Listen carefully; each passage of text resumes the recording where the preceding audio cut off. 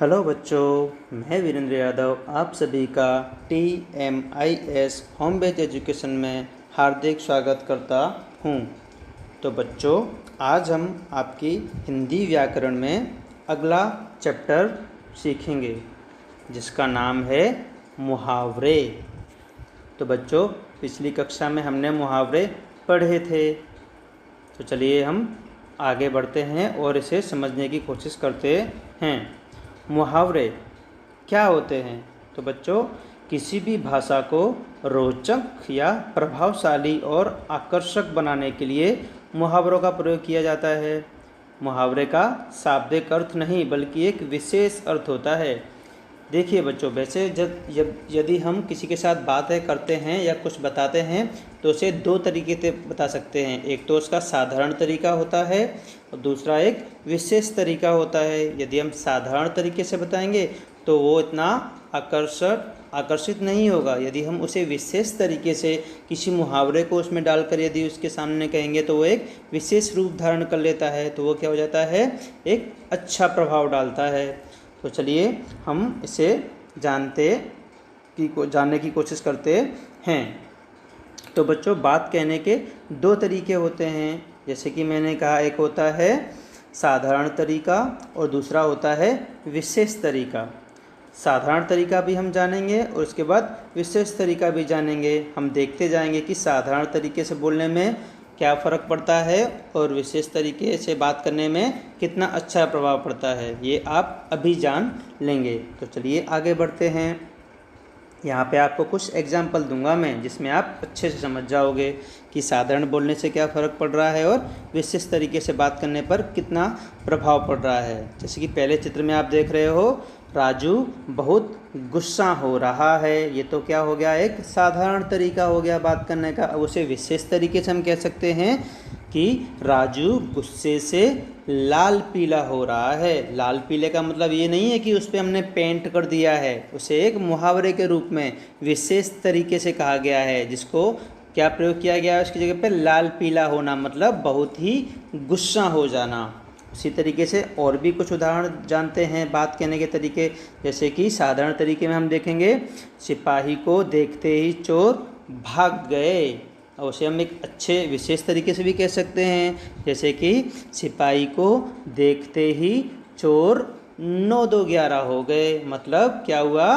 भाग गए। तो एक विशेष तरीका सुनने में भी काफ़ी प्रभावशाली लग रहा है। आप खुद बोलने में और सुनने में आपस में मतलब जान सकते हो। आगे और भी उदाहरण देखते हैं हम, जिसमें दिया गया है साधारण तरीके से कि सिपाही को देखते ही क्या होता है? चोर भाग चुके हैं। और उसे विशेष तरीके से कहा गया है कि सिपाही को देखते ही चोर 9-2-11 हो गए। तो बच्चों, विशेष प्रकार मतलब किसी भी भाषा को विशेष रूप से विशेष कथन बनाने के लिए हम उसमें क्या करते हैं? मुहावरों का प्रयोग करते हैं। तो मुहावरे ऐसे वाक्यांश होते हैं जो अपने शाब्दिक अर्थ से अलग किसी अन्य अर्थ का संकेत करते हैं। बच्चों, मुहावरे से क्या होता है? भाषा काफ़ी प्रभावशाली हो जाती है और आकर्षित हो जाती है। मतलब सुनने में भी अच्छा लगता है और लिखने में भी कुछ अलग ही दिखता है।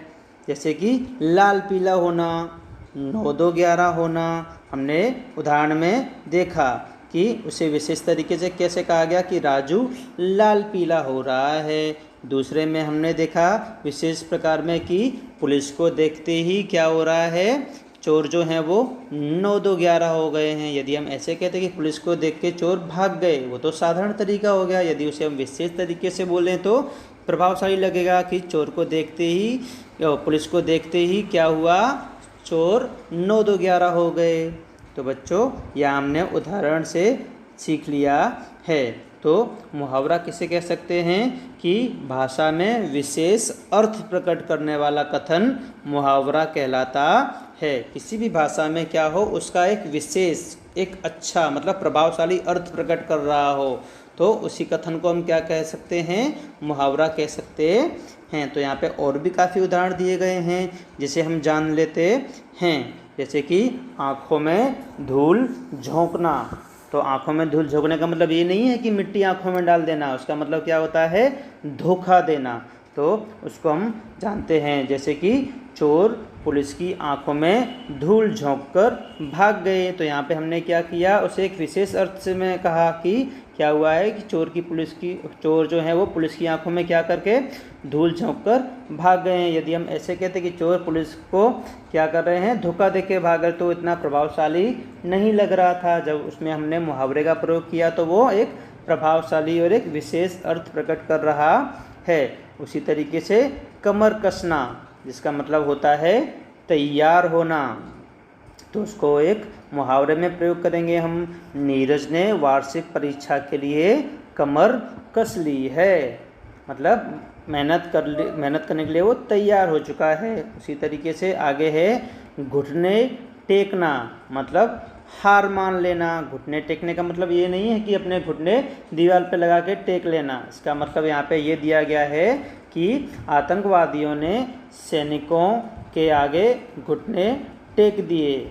ठीक है, तो जब हम इसको एक विशेष तरीके से बोलेंगे तो उसमें हम मुहावरे का प्रयोग करके उसे इस तरीके से कह सकते हैं कि आतंकवादियों ने सैनिकों के आगे घुटने टेक दिए। उसी तरीके से आगे हम जाएंगे, कान भरना, मतलब शिकायत करना या किसी की चुगली करना। तो उसको हम वाक्य में प्रयोग में लेंगे। किस तरीके से लेंगे कि रीमा जब देखो पड़ोसिन के कान भरती रहती है, मतलब क्या करती रहती है, उसकी चुगली करती रहती है। आगे है मिट्टी में मिलाना, मतलब कोई भी चीज़ नष्ट कर देना। वाक्य का प्रयोग लेंगे हम, गलत काम करके तुमने अपने पिता का नाम मिट्टी में मिला दिया। आगे हम देखेंगे अगला मुहावरा, गांठ बांधना, मतलब अच्छी तरह याद रखना।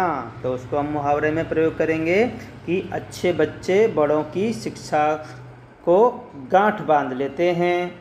ठीक है, तो यहाँ पे भी हमने मुहावरे में प्रयोग किया कि गांठ बांध लेते हैं, मतलब अच्छे बच्चे जो होते हैं वो क्या करते हैं, बड़ों की शिक्षा को गांठ बांध लेते हैं। फिर हम देखेंगे दांत खट्टे करना, मतलब किसी को हराना। वाक्य में प्रयोग करेंगे इस मुहावरे का, शिवाजी ने औरंगजेब के दांत खट्टे कर दिए थे। युद्ध में हम सभी को पता होगा कि शिवाजी ने औरंगजेब से इस तरीके से युद्ध किया था कि वो क्या हुआ था, वहाँ से हारकर भाग गया था। उसी तरीके से अगला है हाथ मलना, मतलब पछताना, पछतावा करना। उसे वाक्य में प्रयोग करेंगे कि अवसर चूक जाने पर लोग हाथ मलते रह जाते हैं। आगे फिर देखेंगे हम चूड़ियाँ पहनना, मतलब कायर बनना, कायर बन जाना। चूड़ियाँ पहनना मतलब कायर बन जाना। तो चलिए हम उसको वाक्य में प्रयोग करते हैं। यदि वीरों की तरह युद्ध भूमि में नहीं लड़ सकते हो तो चूड़ियाँ पहनकर घर में बैठ जाओ। तो बच्चों देखो यहाँ पे हमने क्या किया, मुहावरे का प्रयोग करके उसका एक विशेष अर्थ प्रकट किया है वाक्य में।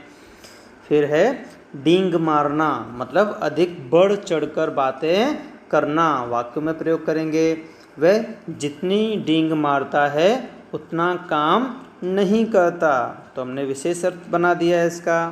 आगे देखते हैं नाक रखना, मतलब किसी का मान रखना। वाक्य में प्रयोग करेंगे इसको मुहावरे को, तो उसका होगा परीक्षा में प्रथम श्रेणी लेकर कैलाश ने स्कूल की नाक रख ली, मतलब क्या किया, स्कूल का मान रखा। तो उसे वाक्य में प्रयोग करके देखिए उसका एक प्रभावशाली कितना अच्छा विशेष अर्थ प्रकट हो रहा है बच्चों। आगे हम देखेंगे कि अलग आग बबूला होना, मतलब बहुत ही गुस्सा हो जाना, जो अक्सर आपके साथ क्लास में होता है।